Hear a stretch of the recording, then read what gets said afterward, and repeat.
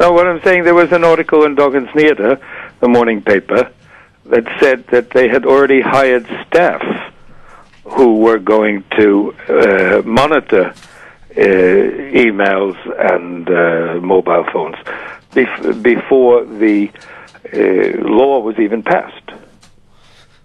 Now this is a bit crazy, but how do you see this law affecting the Swedish society? I mean, the Europeans have always looked upon them as liberal people.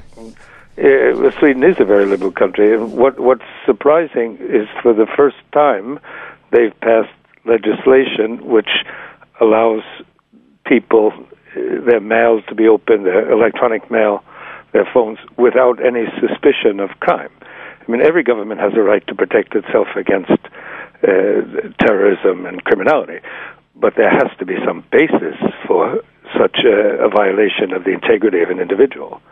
Now they're saying they can do it without any basis whatsoever. and I don't think that this law is going to hold in the long run. I think that there's opposition not only from the Social Democrats and the left and the Green Party, but also within the bourgeois parties. There are many opponents of this legislation. I think what happened was that they quite simply allowed themselves to be steered by an authority which is looking for something to motivate its continued existence. Terrorists are not going to send emails about their planned activities. They're a bit brighter than that. There have to be other ways. And what the police should be doing is looking for people that they have a reason to suspect, not for making people fear that they have to be careful about what they say in private letters or private messages to other citizens or inhabitants of the country.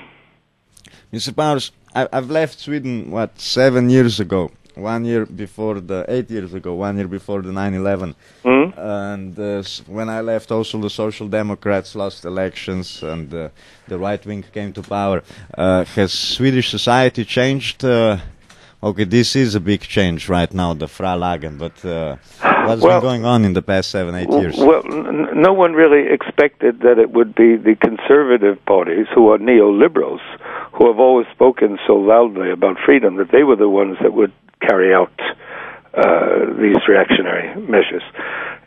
Yes, Sweden has changed, but I think the change began even while the Social Democrats were in power, and all over Western Europe, and probably in Eastern Europe as well. Some countries, or many countries, if not most of them, scared by the events of September 11th, were very quick to do everything that was requested from them by the United States and their authorities, without considering whether this was in violation of the democratic traditions of the country. So we see similar tendencies in England, in Britain, in Spain, that they've written about a great deal. This won't hold in the long run. And as I said, this is not the way to prevent terrorists from carrying out their activities. Part of the problem is it's the political situation which is creating the basis for the growth of the movement of terrorists throughout the world, including the occupation of Iraq and Afghanistan. That has to be brought to an end. And that part of the world has to be treated more fairly. And then there won't be sympathizers to extremist groups like that.